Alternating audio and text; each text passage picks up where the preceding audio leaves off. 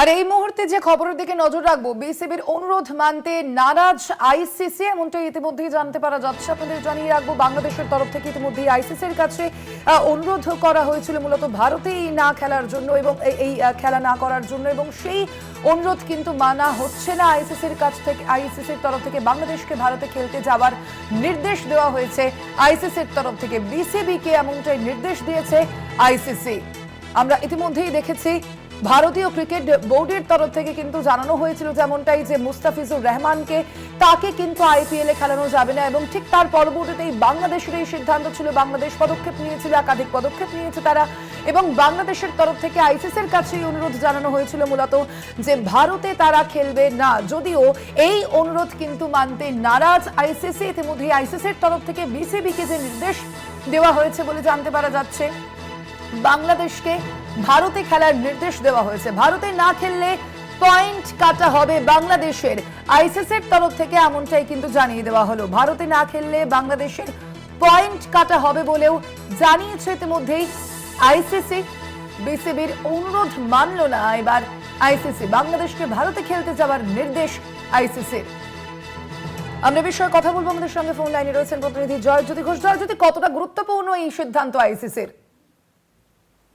অত্যন্ত গুরুত্বপূর্ণ সিদ্ধান্ত।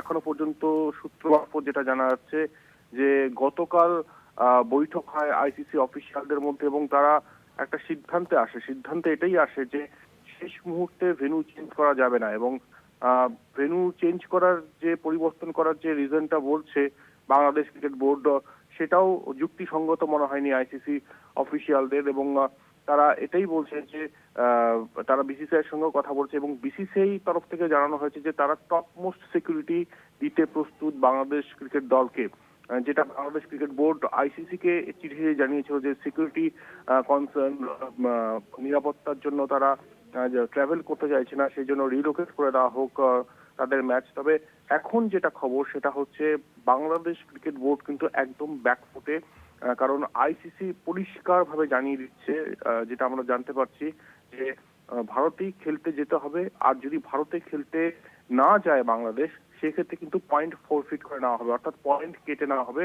এবং বিরাট অনিশ্চয়তার দিকে পড়বে বাংলাদেশ ক্রিকেট।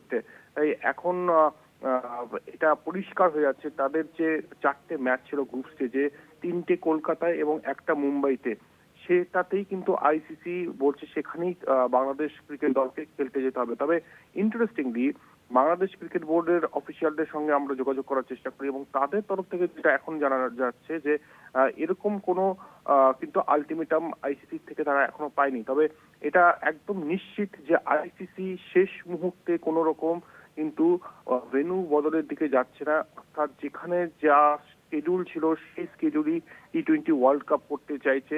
যদি বাংলাদেশ তাতে রাজি না হয়, তাহলে পয়েন্ট ফোরফিট করে নেওয়া হবে বাংলাদেশের, অর্থাৎ বাংলাদেশহীন টি-20 ওয়ার্ল্ড কাপও যদি দেখা যায়, আর যদি বিসিবি তাদের স্ট্যান্ড পয়েন্টে স্টিক থাকে, তাহলেও কিন্তু অবাক হওয়ার কিছুই থাকবে না। সোনালী, ধন্যবাদ তোমায় জয়জ্যোতি।